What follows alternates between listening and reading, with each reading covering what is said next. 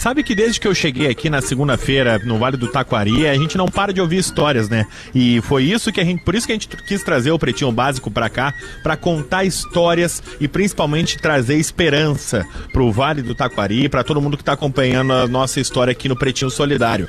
E aí hoje, quando eu ouvi a história do seu Sérgio Benini, eu fui lá no interior de Roca Salles, lá em Júlio de Castilhos, e quando eu ouvi essa história eu falei, não, só um pouquinho, o senhor vem comigo pra Encantado. Fui lá a Roca Salles, busquei ele, trouxe junto comigo aqui para Encantado, porque o seu Sérgio Benini está acostumado com as enchentes que volta e meia aconteciam em Roca Salles. Ele, não, já estou preparado. E o que ele tem? Ele tem um barco. Aí ele comprou um motor pro barco dele. E aí, quando ele viu que a chuva estava chegando, ele viu, não, essa enchente vai ser das grandes. Eu vou descer com o meu barco, vou ficar com o meu barco pronto para quando a enchente chegar eu poder ajudar as pessoas.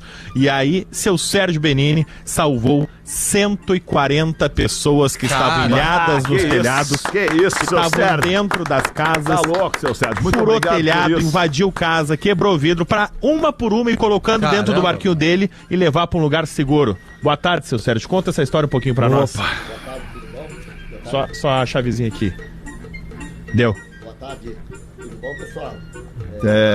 Tá desligado o microfone do seu As histórias Sérgio existem, Benini. mas Aí, elas agora não sim. foram muito animadoras, né? Porque diante dessas tragédias aí a gente queria contar histórias divertidas, como é o vosso programa, né?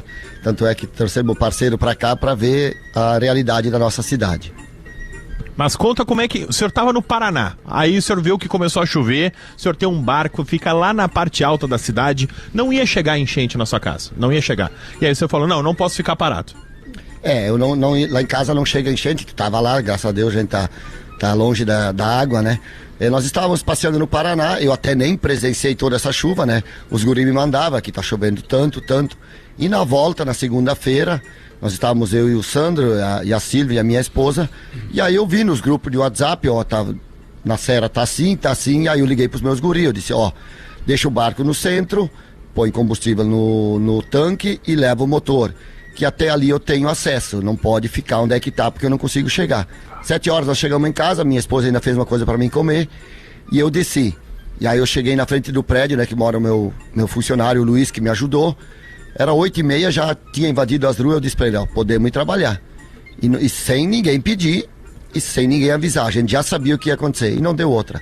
Foi feio mesmo, porque foi a maior da história mesmo. Deixa eu só perguntar, Claro. desculpa, só perguntar pro seu Sérgio. Seu Sérgio, como é que o senhor, de onde é que veio essa percepção? Obviamente a experiência, né, em morar nesse lugar há tanto tempo, mas onde é que foi o gatilho que o senhor sacou? Não, essa vai ser diferente, essa vai ser a pegada.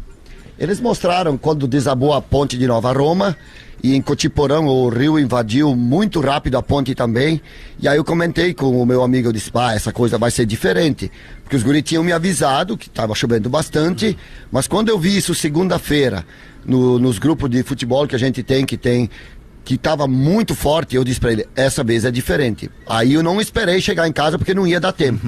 Se eu fico quieto no carro, por exemplo, eu sou mais um que vai assistir a tragédia, né? Sim. Eu tive que me organizar justamente porque aonde eu moro e aonde estava o barco eu não ia ter acesso. Claro.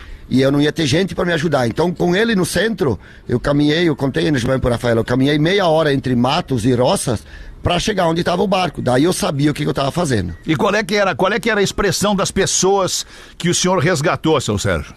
Desespero total. Porque ela veio muito rápido, foi uma coisa totalmente diferente. Em 2020, aí o Tafarel, nós tiramos mais ou menos umas 80 pessoas durante o dia. E essa vez eu tinha o Luiz que me ajudou, porque o Tafarel ficou ilhado do outro lado da cidade. E aí eu peguei o Luiz Gracioli, ele me ajudou, é um funcionário meu também, e aí eu disse pra ele, tá diferente, tá subindo demais.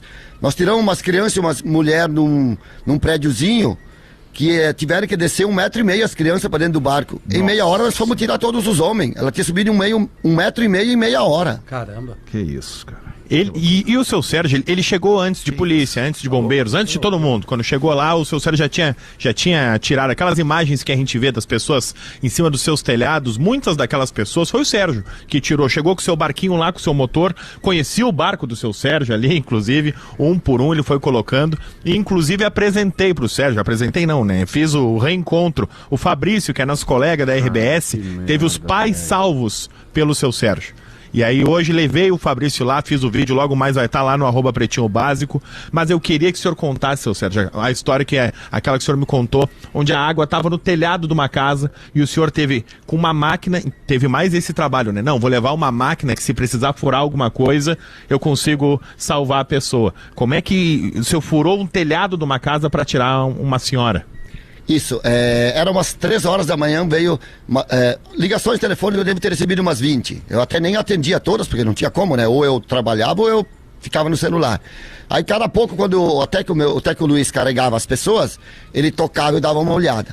E aí o Jeremias Ferrari disse: Sérgio, nós estamos com um problema mais sério do que parece. Aí ele me chamou pra beirada daí que ele tava na rua, ele disse: ó, nós temos que ir lá tirar a família do Chu. Os filhos dele estão me ligando, o Marcos está lá no Recife, me ligando apavorado. Eles ficaram presos dentro do quarto, a água passou porta, passou janela, eles estão em cima dos móveis, meu Deus, com 30 centímetros de ar. E aí, como eu construí uma casa do lado da deles, eu me lembrei que a casa deles era uma laje de concreto. Aí eu disse ainda pro Luiz, Luiz, é laje de concreto, assim nós não podemos fazer nada. Aí nós fomos no Ilho do Jongo, que tem uma ferragem, nós pegamos uma maretinha e uma talhadeira. Simplesmente as 2 ferramentas que ele tinha. Chegamos, aí passamos toda a correnteza da cidade. Porque a história é a seguinte, Fetter, a audiência do Pretinho Básico, essa família que estava numa casa presa, ligou para os seus filhos que estavam viajando, estavam no Recife, isso, né, seu Sérgio? E ligou para os seus filhos para se despedir. Ligou para os seus filhos dizendo: olha, a gente está preso aqui, a água está chegando, está subindo, a gente tem 30 centímetros de água e a gente não vai conseguir sair.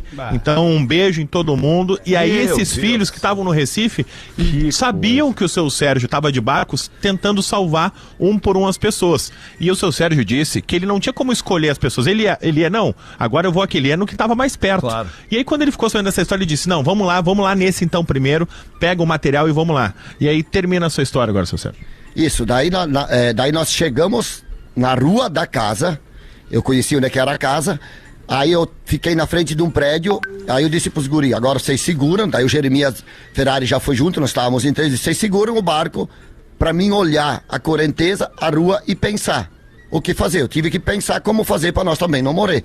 O pessoal do prédio segurando nós, todo mundo pedia: por favor, vocês não vão. Aí eu disse: ou nós vamos ou eles morrem, não tínhamos o que fazer. Fomos atravessar a rua, uma onda pegou a ponta do barco, me jogou contra um poste de luz, nós atravessamos a rua e batemos num telhado de uma casa a uns 50 metros longe do nosso destino. Quando batemos na casa do telhado, um casal de idosos com um filho tirou a telha e disse: ó, nós estamos aqui dentro. 3 pessoas, sem nós saber, em cima do forro, embaixo do telhado. Cara, em cima do forro, embaixo do telhado. Aí eu pedi para eles: vocês estão no seco? Não, nós estamos no seco. Tá, então vocês aguentam que a emergência é do lado. Viramos o barco na correnteza, conseguimos chegar na casa. Pulamos em cima do telhado, arrancamos as placas solares à mão, as telhas, tudo, pegamos a maretinha, a talhadeira. O Jeremias tinha a localização exata do quarto, nós não podíamos zerar o quarto, né, porque era tempo perdido. Claro. Sim. E aí nós começamos a abrir. Abrimos um buraco do tamanho de uma bola de futebol. Eu disse: mas ninguém responde. Daqui a pouco a Maria Luísa, que é a esposa, ela veio com a mãozinha fora assim, ela disse: Sérgio, me segura que eu não aguento mais de cansado. Ela deu a mão para nós segurar ela, porque ela estava com a mãe dela de 90 anos presa no meio das pernas, segurando ela para cima. Caramba, velho. Daí eu disse: Luísa, te protege. Aí o Luiz segurou a mão dela e eu quebrei do outro lado. Como eu conhecia que ela era magrinha, eu disse: nesse buraco ela vai ter que sair. Aí o Jeremias e o Luiz pegaram, puxaram ela para cima, eu fui espremendo ela, tiramos ela. Ela disse: e a mãe? Eu disse: não, quando a mãe sair eu pego. Consegui entrar com o braço para dentro do buraco e peguei a cabeça da velhinha e consegui segurar da nona. Aí a vizinha logo que estava em cima do telhado disse: Sérgio, a nona é maior. Abrimos mais um espaço e puxamos a nona. E aí tinha ficado só o Celso Chu. Aí ele só gritava: Sérgio, vamos que a água tá subindo. Porque como a gente abriu um buraco, o ar saiu e a água subiu. Subiu, claro. Ela deu o nível mais alto, isso, ela tava na pressão, né? E aí ele disse: vamos. Eu disse: não, agora tu não vai desistir, né? Nós estamos tão perto. Conseguimos botar, ele ficou no fundo do quarto, pegamos ele na mão, puxamos a bota dele, ficou trancada, arrancamos a bota.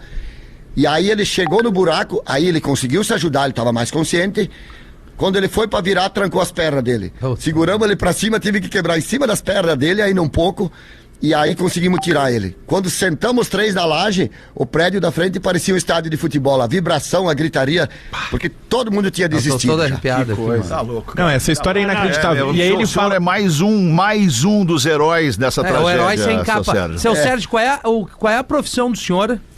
Eu tenho uma equipe de construtora, nós temos 15 pessoas, eu trabalho em construção já há 17 anos e eu trabalho um pouco na roça, fim de semana, um pouco de agricultor também, mas o mais é construção. Sou conhecido pela construção, né? Era conhecido pela construção. Parabéns, cara. Era conhecido.